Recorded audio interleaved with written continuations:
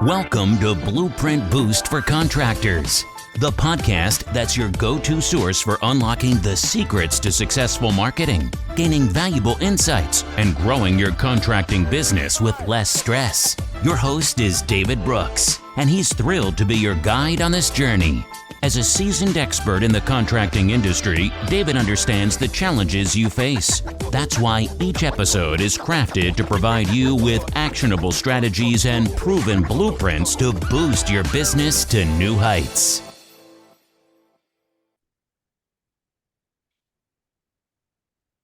All right. Hello, everyone. Welcome to another episode of the podcast. I'm your host, David Brooks, powered by Contractor Rhino. We do have a special guest with us for this episode. I'll allow him to introduce himself. David, thanks for having me. My name is Brynn Cooksey. I'm the owner of Air Doctors Heating and Cooling. We're a home performance contractor based out of Southeast Michigan. And then we have a sister company called HVAC, where we provide technical training for skilled trades and other businesses. Nice, nice. Well, welcome to the podcast. Glad to have you. Thanks for having us. No problem. So you said two companies. So can we go into the story behind that? Sure, sure. I've been in the business about 24 years. Starting out, my father and mother owned a heating and cooling company, and I would help them in the when I was out of school in the summertime, and basically assist them. And that's kind of how I learned the business. Um, Kind of fast forward as I got older and it was time to start thinking about a family for myself. I studied it professionally in school. I went to college for it, and I worked for the utility company for about 15 years, and I decided to, as my parents transitioned out, to come back and acquire their business, and I took it over in 2014. So from there, it was always a small family business. I grew it from pretty much myself as my parents retired, and then I grew it to about 15 employees today. Nice, nice. So early on, you got exposure to it, and I know that taught you a lot of valuable lessons. Absolutely. Yeah. Growing up and actually seeing it, I was able to, it gave me a little bit of an advantage, going into like community college and studying it. I kind of had a background to see what it was. So that exposure was definitely a head start.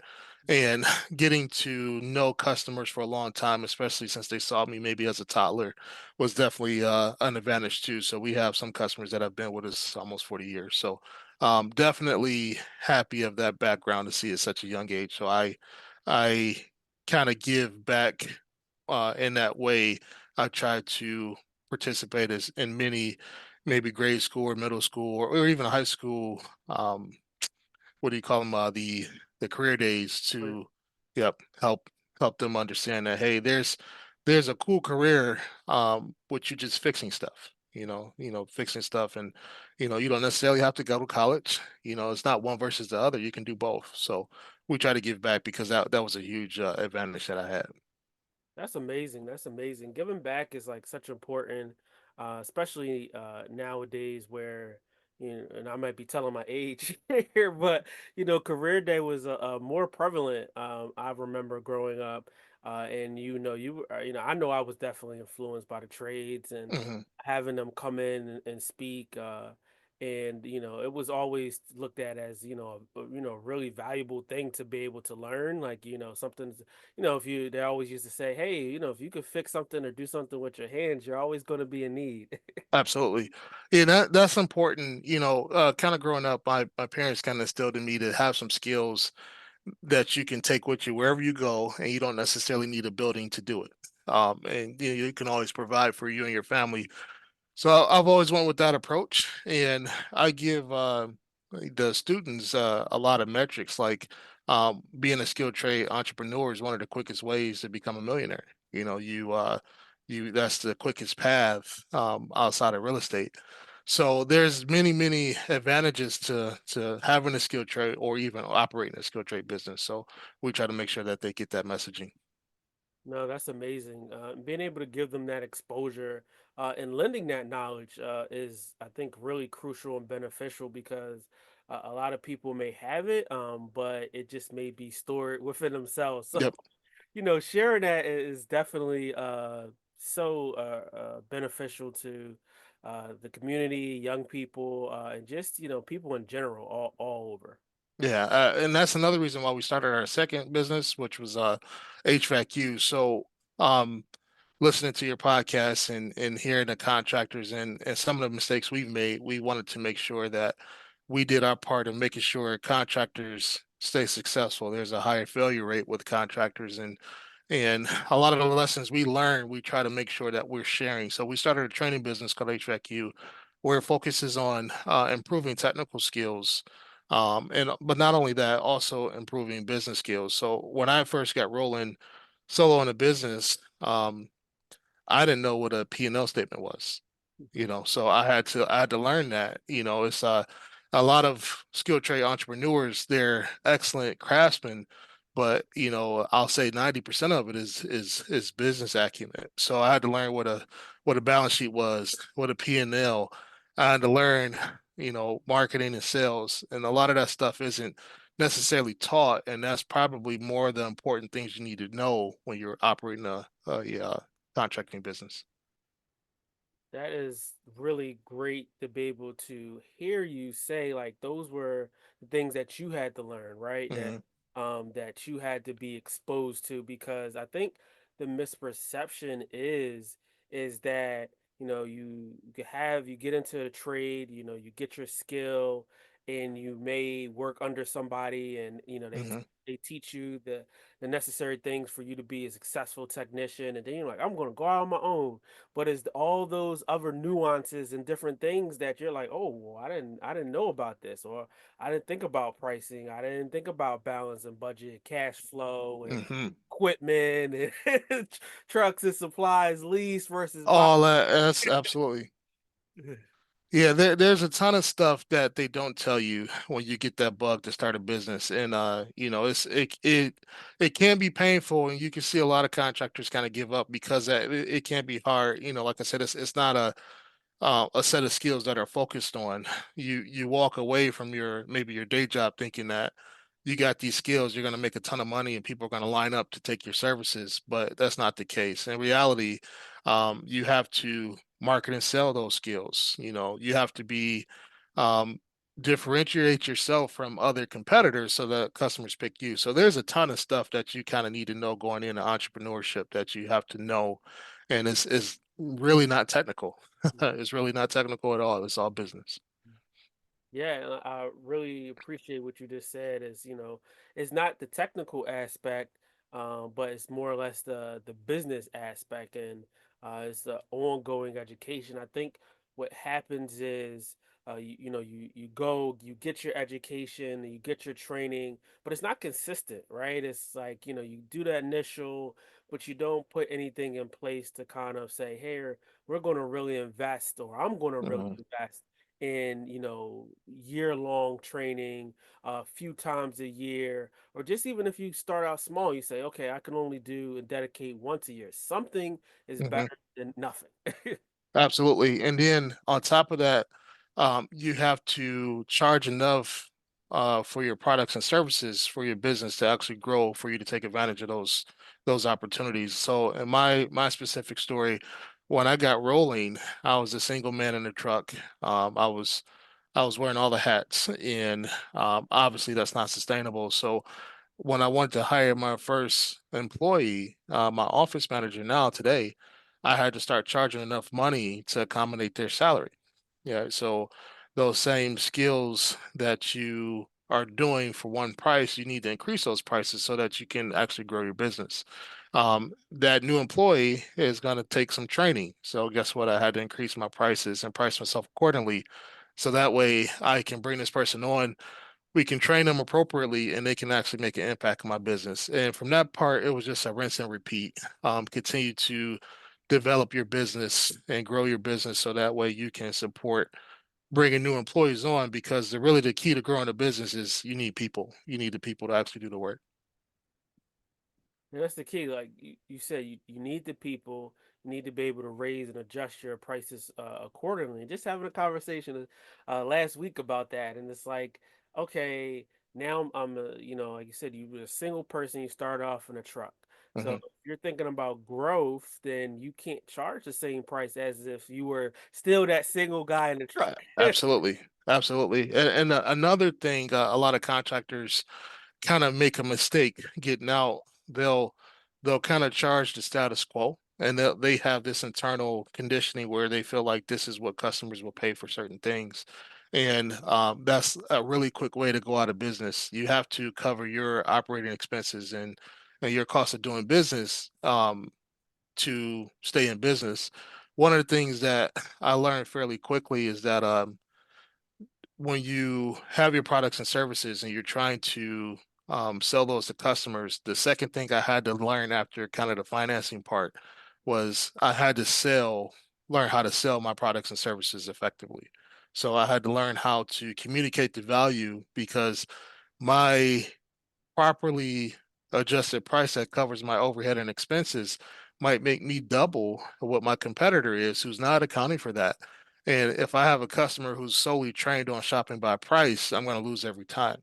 So, kind of the second focus that we had was okay, how do we set ourselves apart and how do I build value in using us instead of my competitor?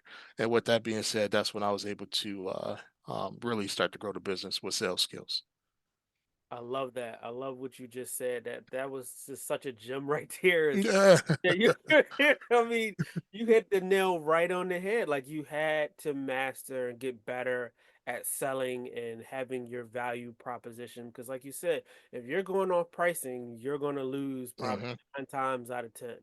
And but you have to make the customer see that value. So it's like, making a choice and you're in the ocean and you have a sea of fish and you're like, all right, Hmm. which Yep. fish am I going to pick, right? You got so many different kinds and types. And the key is to be able to stand out and have that value. So if you know a certain kind of fish, you may get more flavor, Hmm. they get more of a rarity of it, Absolutely. Yep. right? So to be able to catch that, you might not be able to see that with your trained eye. Hmm. You need to be able to look and examine it just a little bit closer, Yep. be able to get that kind of fine level of detail and information. And that's the key because as a consumer, if I'm going out and I'm looking for a service, looking for a repair, yeah, is pricing a factor? Yeah, it is, right, Hmm. to some degree, but I'd rather pay higher and know that it's getting done right rather than pay Absolutely. bottom, Yep. Absolutely. to the bottom of Yeah. the barrel. Absolutely. You hit the point on the head too. That's a peace of mind. Once you understand that really all customers want to know, are they treated fairly? Is it going to be a professional that's going to show up and do the job correctly? And if they have problems, you're going to show back up. So you have to craft your messaging and make sure that customer understand that there's a peace of mind involved. And we got behind our messaging so that our customers know, hey, we're here, we're a legit company. We value our customers. We have a very good product. We pay a lot of money in training to make sure our technicians get it right. There's no callbacks or rework or very little. We make sure that we're on the cutting edge as far as technology goes. And then one big thing we focus on too is communication skills.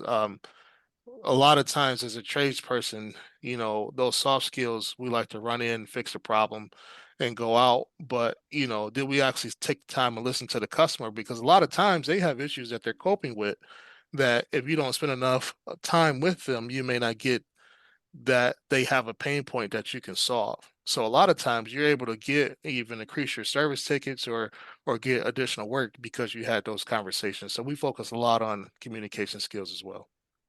Yeah, I think communication skills is such a value and a key of being able to give the customer time to talk, to be able to explain their entire situation with them, and then you uncover other areas of possibilities and concerns that they may have, but just letting them go into the conversation instead of saying, "Okay, we're here to do a job, we're going to do this," and you get to it, but you don't have that conversation. And now you may say, okay, the customer may say, We need this done too." Or I was thinking Hmm. about that. Well, what are your thoughts? Or what do you suggest? And then you may get that. give that advice or that direction to the customer, and they say, "Well, you're already here, so Absolutely. Yeah, let's take care of it. let's take care of it." Absolutely. Absolutely. And you deliver for that customer, and they're gonna go tell all their friends, and then your marketing is really gonna work, exponentially for you. You're gonna continue to get opportunities based on having that positive customer interaction. So that was probably the second thing I really had to learn and learn well was the sales and marketing. Then, as I was bringing on more employees, um, what makes a good employee stay at a company was a good company culture. So which is important. You want to have a great company culture, but one of the reasons why it's not if but when your business is going to experience some turbulence. You're going to run into especially growing pains, trying to grow a business. You're going to encounter some things, some problems, and having those customer, those I'm sorry, those employees or your teammates having the focus in mind and the mission, that you develop such a great culture where they like to stay even against the rough times. That was another big thing. Always making sure you have a positive culture where employees feel like they're empowered, they're learning, they're invested in. And when you do that, they really stay and stick with you and really help you get to your mission. Yeah, I love that. Being able to build a good culture, and it's always going to be a work in progress, right? You're going to have your growing pains, things to Hmm. adjust, different systems, processes that you're going to be swapping in and out or changing, and it's just really about having a good team surrounding you, being able to understand the vision, the direction of the company, training aspects, and giving them the tools that they need to succeed. I think one of the great conversations I was having with Chris, and he owns HVAC up in Connecticut, and he was basically saying, hey, look, I built the company up. It started off with just me, and I had a really great team in place, and then my problem was I would say something and they thought that what I said was, hey, go ahead and make this change or make this adjustment. And I'm hovering in the around the business, and I'm kind of making them uncomfortable because the boss is around. Hmm. Like, I want them to be able to feel comfortable to be able to go out and do their job. Yep. And I don't want to be able to I want to be able to make a suggestion, but I don't want that suggestion to be taken as, well, he said it, so we got to go Hmm. make this change. Like maybe you could say, okay, since they know and they're in the day to day more than he is, he said, okay, well, maybe they can say, okay, yeah, we thought about that or we considered that, but no, this way seems to be working. Okay, I can just Yeah, absolutely. go Uh, about my business. that was another key thing I learned too along the way is to kind of get out the way. Mhm. When I got out the way, your employees have a really good sense of what's the best practices as far as processes go. So get their input on creating policies and practices. What's the best way to go about this, and let them have some input. That drives the culture because then that policy and procedure that you just developed has their buy-in. So now they okay, we've done it this way. This is the way it works out for everybody. We've all agreed to it. We're going to stick to this. And once you get out the way and kind of let them do what they need to do and set expectations for them, it kind of goes autopilot. They do what they need to do. Mhm. Yeah, and that's really good. They have a sense of the business, right? They have a sense of the day to day, the in and out. It was watching. It was a inspirational video someone has sent me on from YouTube, and the owner was basically saying the lady Janet that runs the office, like he wouldn't be where he was today without her. He's like, Hmm. you could probably Yep. run the business better than me. Absolutely. Yep. He's like, but I let her do what she's really good at doing, and I get out her way. Yep. And that is the one of the most beneficial things for me being here today, being so successful. It's not just me, it's the team around me that has supported me, that has helped me to be able to grow and flourish. Yep. Absolutely. So I'll say the fifth thing that we kind of had to focus on to grow our business, and your one of your last podcast guests kind of used the exact term I use all the time. You really need to be a marketing company that happens to do a skill trade. Like you really need to market aggressively. And when I say market, a lot of people they get marketing and advertising kind of mixed up, and then they think it's a set it and forget it kind of thing. You know, you set your Google budget and you're gonna just run so many calls. Like, no, you need to constantly be out there showing the value of your business, and it's not always with a specific message in mind. Sometimes you need to know, let the community know that you're out there doing good things. Like we do a lot of training for our local community to get them into the industry. I think my neighbors should know that I'm doing that. So maybe it's not necessarily a direct messaging from them, buy, buy, buy. You need to continuously market and brand yourself and just make the community aware of what you need to do. And with that, we've seen referrals come in just because we're trying to do the right things for the right reasons. And one thing I learned, if you focus solely on money, that becomes your primary focus. But if you try to do the right things, the money kind of comes as a result of it. So we try to not only give messaging just to buy products and services from us, but also to let the community know what we're up against and what we're doing. Yeah, I think that's so amazing is being able to do that and be genuine and honest about it. And it's not just solely, on marketing, like you said, as marketing, as advertising, as messaging, as different segments to being able to grow the business and to be able to promote the business and have the business, be out there and known in the community. But a lot of things that I see that are missing is that community involvement, Hmm. right? It's like, okay, if I'm doing an ad or a value proposition, well, what sets you apart? Well, Yeah. Yep. you can't, Yeah. you Yep. can't say anything. What Yeah. are you doing anything in the community? No. Okay, well, Yeah. Yeah. Yeah. Yep. It's what sets you apart because your skill set, even though it may be good, other contractors have that same skill set, so you really have to set yourself apart, which is even more important because when you account for the expenses and your proper overhead, that typically makes you a little bit more expensive. So you have to have some kind of unique selling proposition that makes you preferable to your competition. yeah, it really does. Like you have to be able to um stand apart, right? Stand apart from your competition because everybody in the area that is in, your, line of work does what you do, right? Hmm. So Yep. like how are you setting yourself apart? How are you being different? Uh I remember years and years ago, I had a summer job with a moving company. Hmm. And yeah, it was, really strenuous, hard work, moving, a house, apartment. But we prided ourselves on, giving the customer a really good experience, right? Letting them know how this process is going to go once we get there, what do we need from them, and the timeline for Hmm. when we think this move is going to be completed.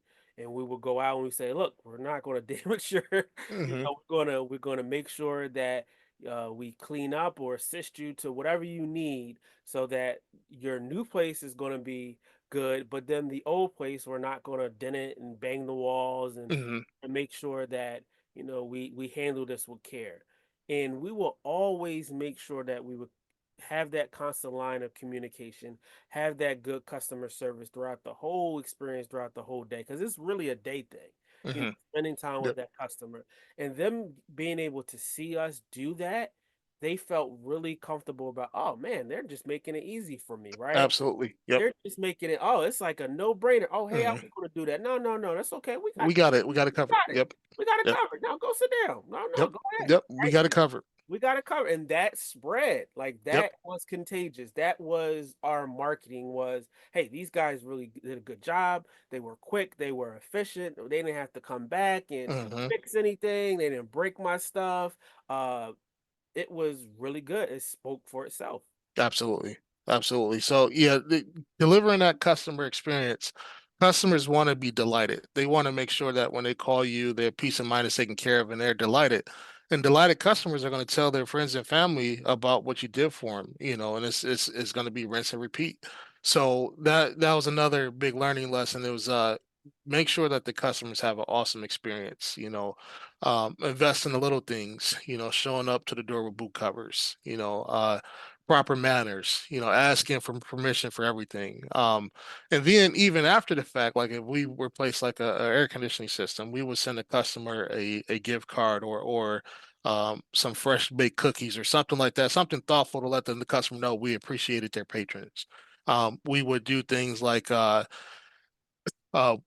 pretty cheap. We had some coloring books made for children. So, as we would get to a customer and they have small children, we'll say, "Hey, mom and dad, would you mind if your child had a coloring book from our ear doctors?" And the children would take it and they would color it. And come to find out, some customers thought that was so impressive and neat. We've got referral leads just based on our interaction with them with that small gift. So setting that customer experience is absolutely paramount. That's the reason that you're in business, is making sure that those customers are taken care Yeah, that's amazing. It's uh that being able to give them something, a gift, something in return, goes a long way. of. Yep. You card, cookies, like you said, you have the coloring books for the children, and it's just thinking of those thoughtful things that you can do and implement inside of the business to be able to help provide that value, to be able to set you apart. And even something as simple, I remember again referencing back to the moving company where it was, sometimes we would, it would be a spot where, all right, we might be able to take lunch. And we say, Hmm. all right, we're going to go out and get something. And when we would come back, we would come back with something for the homeowners. Hmm. Yep. Hey, you guys, we brought you guys lunch. Oh, they were so Yeah, thankful. yeah, absolutely. Yep. That stuff goes such a long way. You're thinking about them and people enjoy that. They appreciate that. Yeah, definitely. Definitely think that is so underlooked today, and it's a missing aspect. Yeah.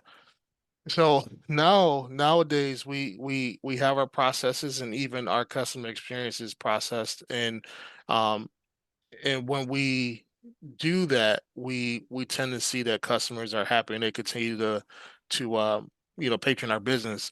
And even when every businesses are going to go through where they don't deliver, and let's say we get some negative feedback, that's even a part of marketing. You need to reach out to that customer and get those issues resolved so that they find out that you actually a company that actually cares about your reputation. You care about them having a great experience. And we've had some customers where maybe we've missed a mark, but we were able to recover them as a customer because we showed additional interest in actually keeping them as a customer. So now, things are going. We're still growing and we're still, growing our business and we're still looking for employees and stuff like that to build our brand. But right now, the way our business is going, we're having a lot of fun.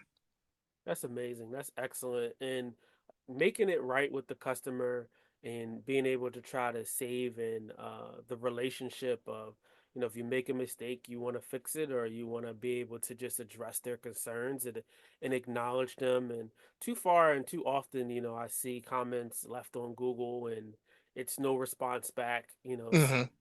to that complaint. And it's really not showing that value that you care, that you're willing to go the extra mile. And of course, you're gonna have circumstances where it's just no pleasing certain Absolutely. Yeah, people. that happens. Yep, that happens. That's gonna Yep. happen.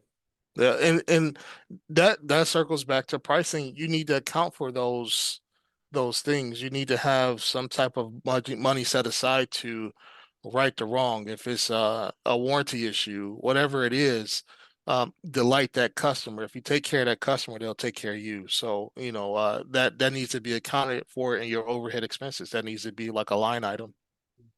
No, it definitely does. Making sure that that's covered in expenses and covering yourself all the way around is Mhm. going to be vitally important.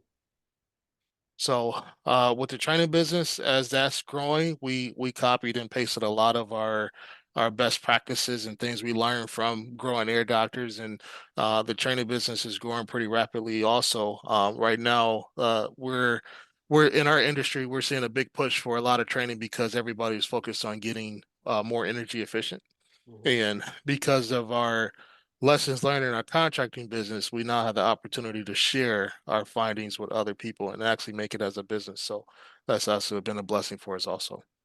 That's good. That's excellent. And being able to have that implemented on a training side, those lessons learned, and then being able to instill it is really going to be helpful. And training is where it's at, right? Absolutely. Yep. Yeah, really being able to expand on that. So, no, congratulations for that.